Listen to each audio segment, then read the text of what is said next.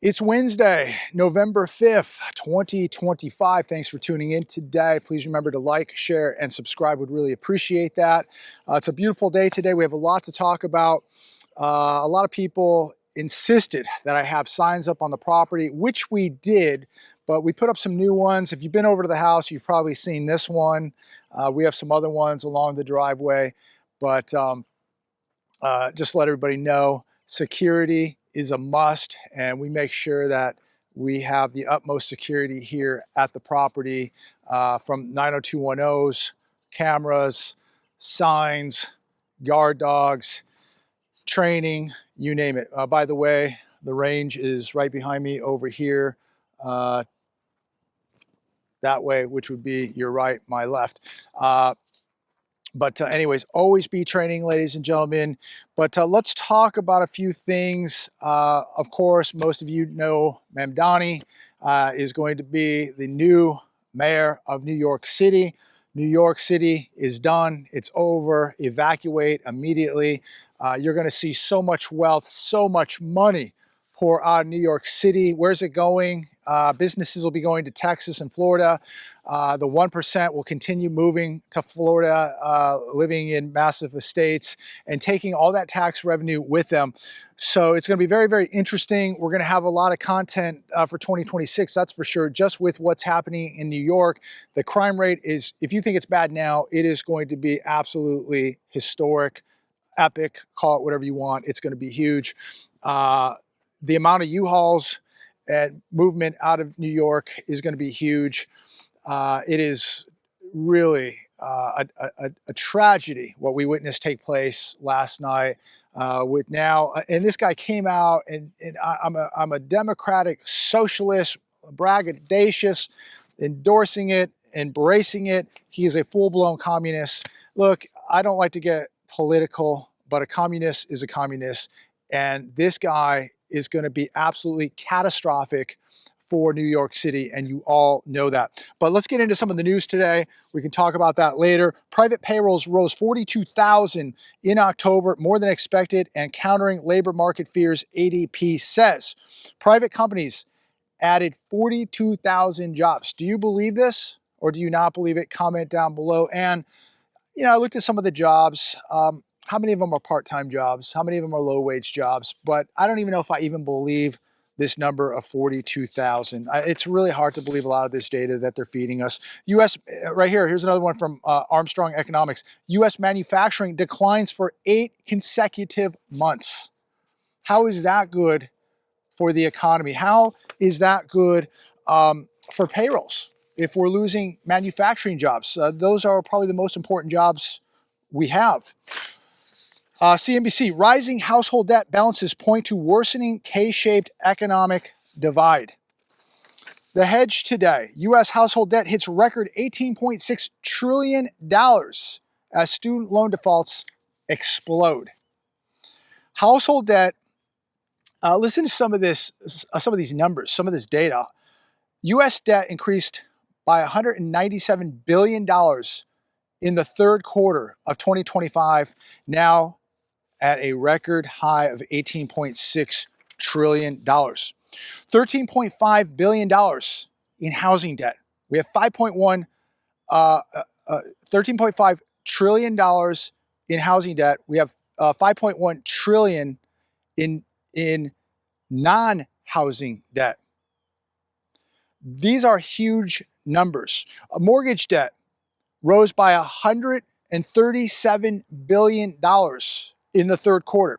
Credit card debt rose by $24 billion in the third quarter, now sitting at $1.23 trillion. While we have a delinquency rate, a credit card delinquency rate of 12.4%. It's a pretty big number. HELOCs, home equity lines of credit, rose by $11 billion to $422 billion. These are people using their homes as an ATM. These are people borrowing money out of their homes to stay alive. Student loan balances rose by $15 billion in the third quarter and stood at $1.65 trillion. These numbers are absolutely astronomical. You take auto delinquencies, foreclosures, bankruptcies, student loan delinquencies, credit card delinquencies. Millions of people's credit scores are going to be extremely affected. And some people will say, well, who cares? You know, you should pay cash. Well, when you buy a house, most people aren't paying cash. When you go rent an apartment, most people obviously need a credit score. When you go buy a car, most people are not using cash. They're using their credit score to go buy a car, you know, what have you. You need a credit score, and you need a good credit score. And so how are people going to exist during this collapse when they have no money and now they don't even have a credit score? No credit score, no apartment, no house, no car. These people have no cash, and now their credit scores are being annihilated. Bad, bad combination. Shares of T-Rex Company, best known for its wood composite decking, plunged the most since the dot-com bust. This is on the Hedge today. This is unbelievable. Their stock was down 31% today. Incredible.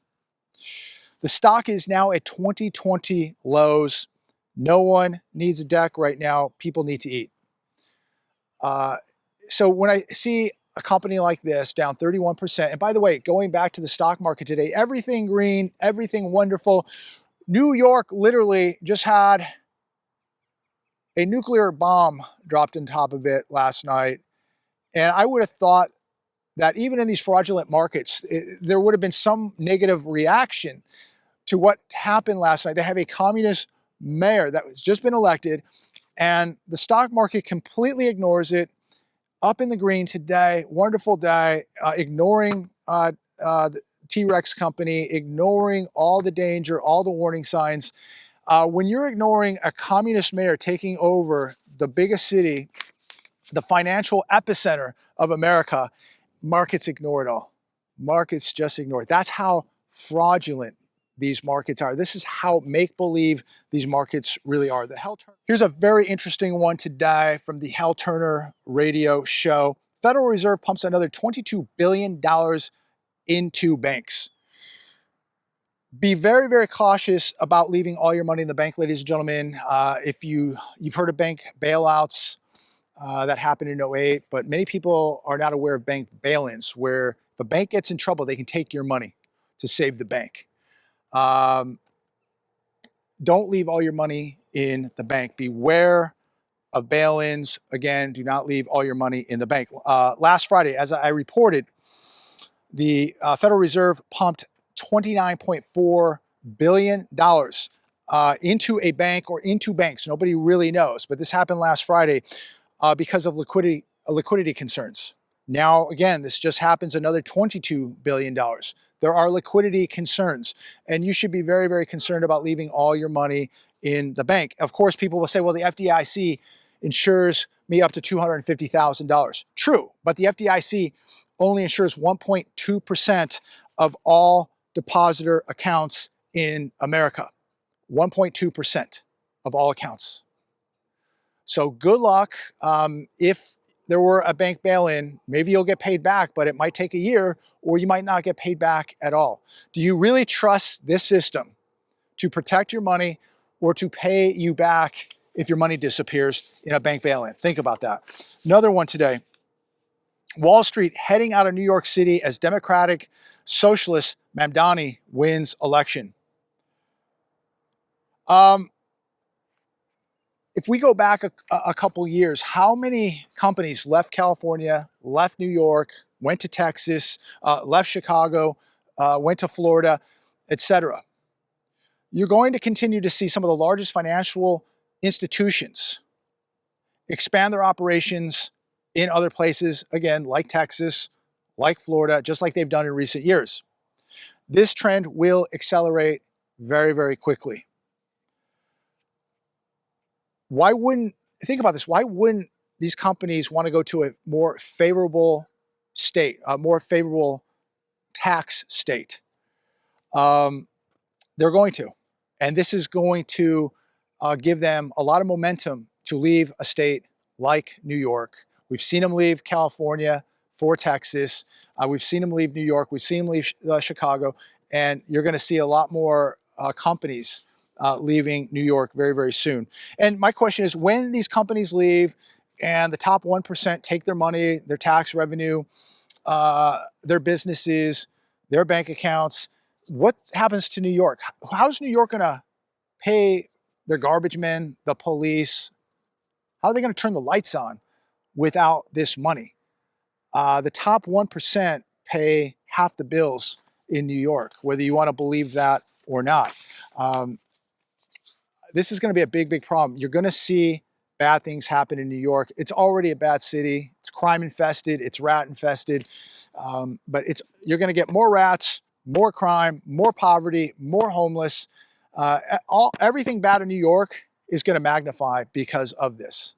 And this is all going to start now. How many people, how many high rollers in New York right now are picking up the phone, calling real estate agents to list their homes, or they're calling agents in Florida right now to buy a home?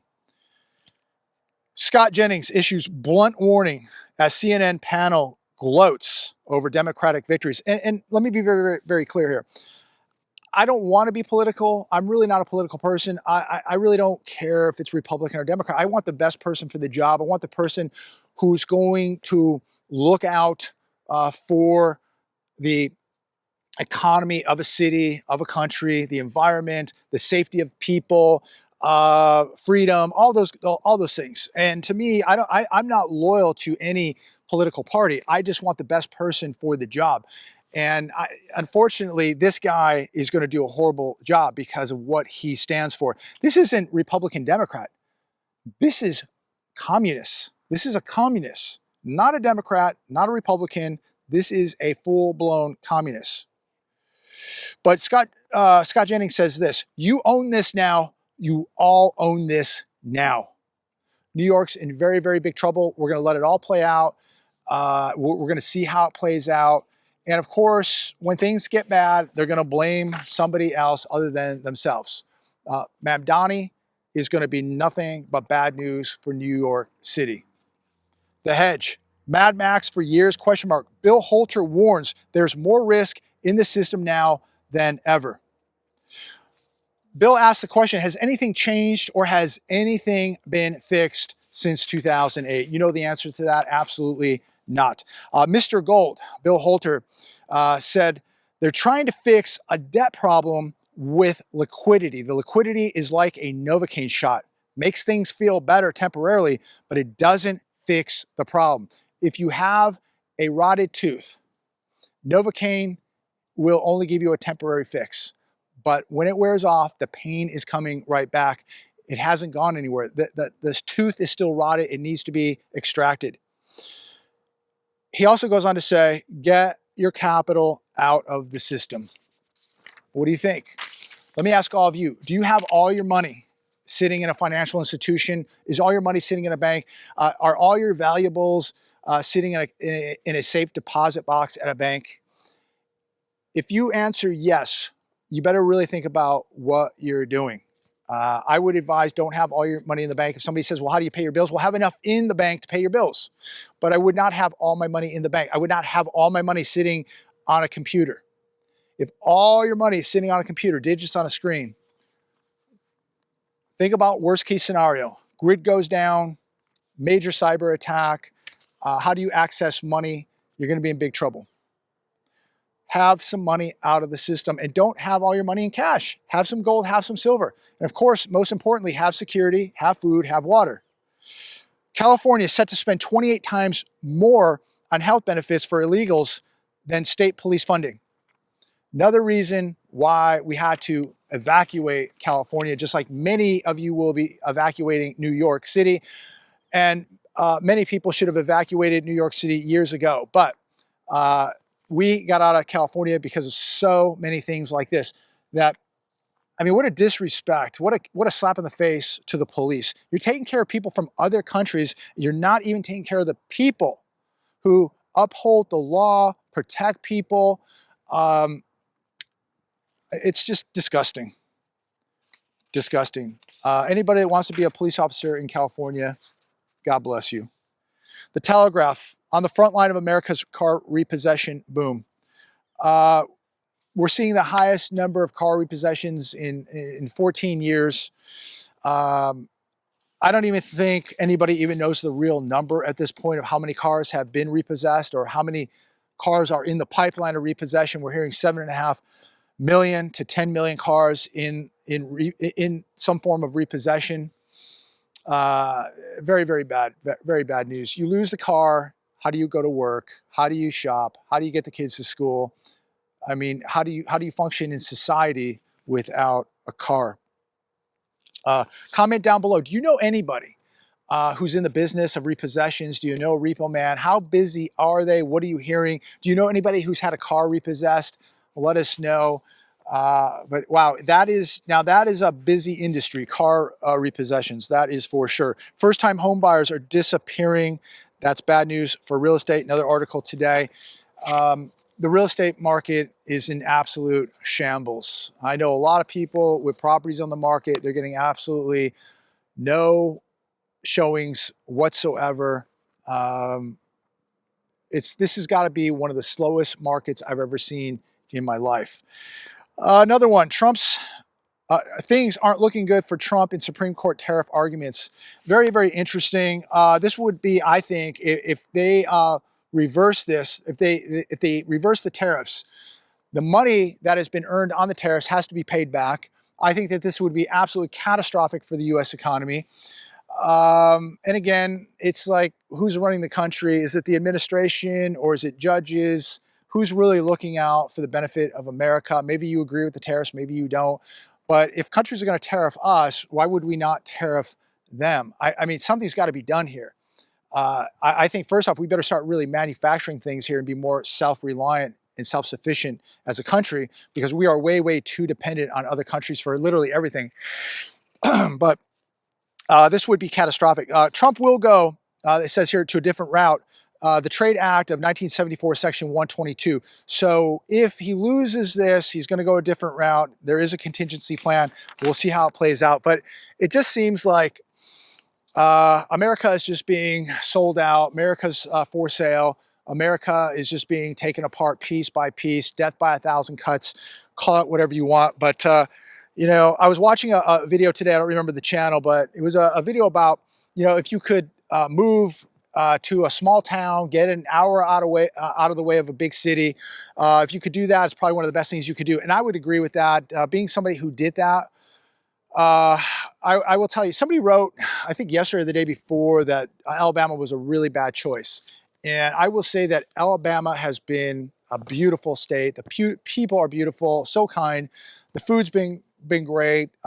Just the experience here has been wonderful. I don't think there could have been a better place for us to move than Alabama. Alabama, to me, is just a wonderful state. And I'm not telling you to move to Alabama. I really don't want people to move to Alabama. If you do, don't bring your crazy politics to Alabama. We like it the way it is right now. But Alabama, just an absolute diamond in the rough. So many good people here. And I'll tell you what, I'll take it over New York. I'll take it over Chicago. I'll take it over California. I'll take it over pretty much anywhere, because I could have moved anywhere I wanted to. I could have moved my family anywhere I wanted to, and I chose Alabama. Why? Well, I'm going to give that credit to God, because this is where God wanted me to move. It was put in my heart. And I thought it was a really overlooked state. And you see a lot of industry up north now in Alabama. It has a lot of really, really good perks. Here in the southern part, the weather's good, close to the beach. It's quiet, it's rural. We can be very self-sufficient here. But, you know, God just, didn't literally tell me, but he directed me to Alabama. And this, no doubt, was the right choice. And I don't ever see a time where I'll be leaving it. But Alabama's a good place, good people. And I really, really love it here. My family loves it here. The dogs love it here. There's really nothing bad to say about it. And nothing's perfect. Oh, there's bugs. There's gators. Well, yeah. California's got Newsom, Pelosi. I'll take gators and bugs any day of the week over Newsom and Pelosi. Any day of the week. But I got bit more by mosquitoes on the golf course in Palm Desert than I have here. I was here in August. I've been here in September. We're here now. Yes, there are bugs, but the fish out here eat so much of these bugs that hasn't really been ever an issue since I've been coming to Alabama or to this house. But anyways, bugs, no bugs, snakes, gators, whatever.